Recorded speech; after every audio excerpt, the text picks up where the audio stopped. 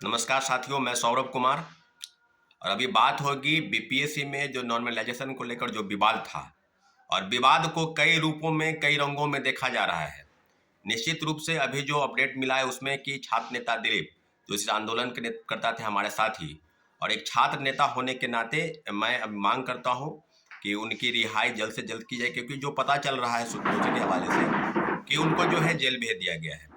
तो आज मैं पूछना चाहता हूं बीपीएससी से, बिहार सरकार से, कि कौन सी धारा के तहत आप खान सर, रहमान सर और आदि शिक्षकों को आप हिरासत में लिए थे, और छात्र नेता दिलीप को भी लिए थे। तो दिलीप को किस धारा के तहत उनको जेल भेज दिया गया, इन लोगों को बाइज्जत, क्योंकि जो चीजें पटना पुलिस के एक पोस्ट ने की तरफ से दिखाई दे रहा है कि खान सर बता रहे हैं कि हम छात्रों को समझा बुझाकर उनको भेज देंगे, और आप जो है हमको मेरी गाड़ी पटना में इस जगह पर खड़ी है, उनको हमको वहां पर छोड़ दीजिए।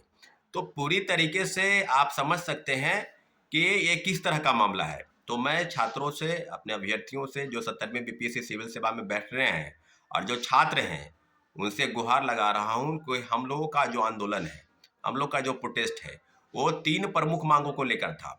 पहला मांग कि नॉर्मलाइजेशन और परसेंटाइल को लेकर बीपीएससी क्लियरिफाई करे, एक नोटिस निकाले। तो देर शाम तक ये ड्रामा चलता रहा। ड्रामा कैसे चलता रहा?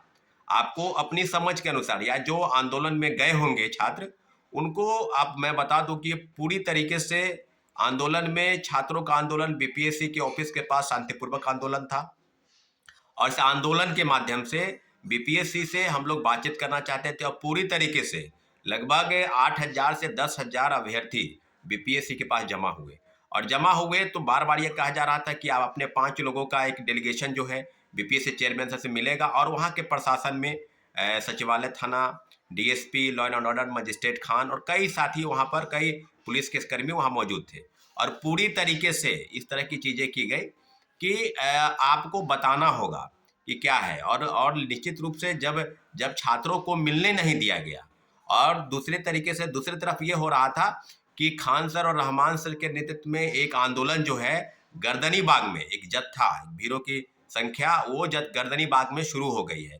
उल्टे जब हम लोग अपनी मांग को लेकर बीपीएससी के समक्ष, ग्रीवांस को लेकर बीपीएससी के समक्ष खड़े थे, तो उल्टे छात्रों को दौड़ाया गया, पीटा गया। कई छात्र छात्राएं को सड़क में सिर में चोट आई, कई के पैर में चोट आए, कई हॉस्पिटल में एडमिट हुआ। और पूरी तरीके से इस प्रकार से किया जा रहा था जैसे पूरा प्रायोजित है, एक कार्यक्रम की तरह चल रहा था।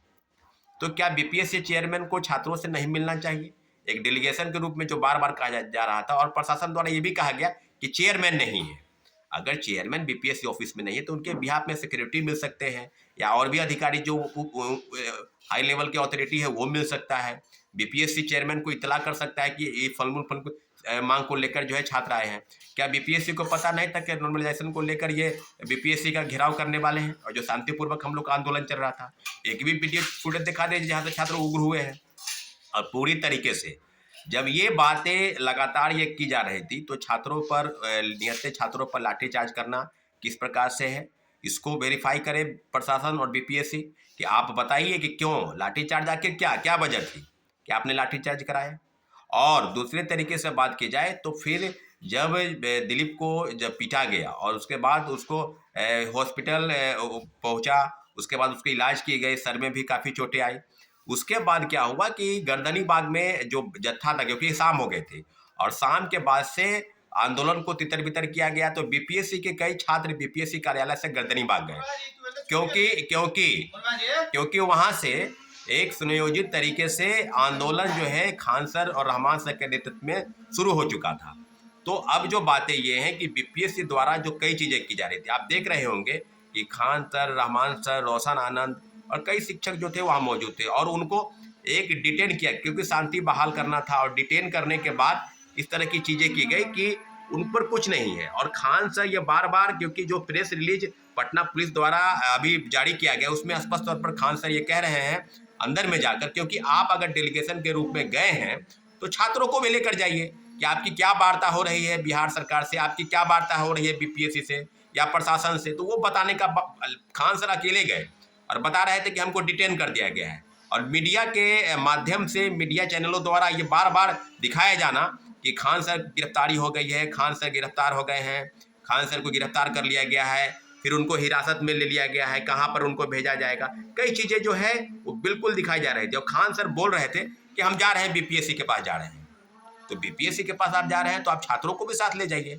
तो बोले बीपीएससी के पास हम क्यों जाएंगे, हम जा रहे हैं, हम इस छात्रों की जो मांग है, जो 3 प्रमुख मांग है, नॉर्मलाइजेशन जो है वो क्लेरिफाई करे बीपीएससी, लिखित रूप में आश्वासन चाहते हैं बीपीएससी के अभ्यर्थी। और दूसरा, जो सर्वर डाउन की वजह से 70 से 80 हज़ार अभ्यर्थियों ने फॉर्म फिलअप नहीं किया, उनको कम से कम एक मौका मिलना चाहिए था, उस मांग को लेकर आगे बढ़ रहे थे। और तीसरा मांग था कि परीक्षा जो है ये डेट की एक्सटेंड की जाए, कम से कम 20-25 दिन छात्रों अभ्यर्थियों को और समय, अतिरिक्त समय मिलना चाहिए। ये 3 प्रमुख मांग थी। इन मांग को लेकर आप छात्र नेता दिलीप की गिरफ्तारी हो गई। और किस धारा में गिरफ्तारी हो गई? अगर दिलीप की गिरफ्तारी हुई है तो हम लोग की मांग अभी तक जायज है और दिलीप की रिहाई तक यह आंदोलन जारी रहेगा। और हम लोग की 2 प्रमुख मांग अभी तक बाकी है।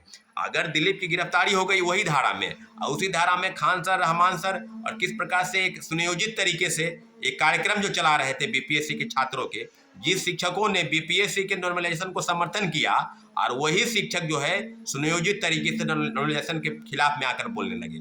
तो आप समझ सकते हैं कि पूरी तरीके से जो है प्री प्लान कार्यक्रम था।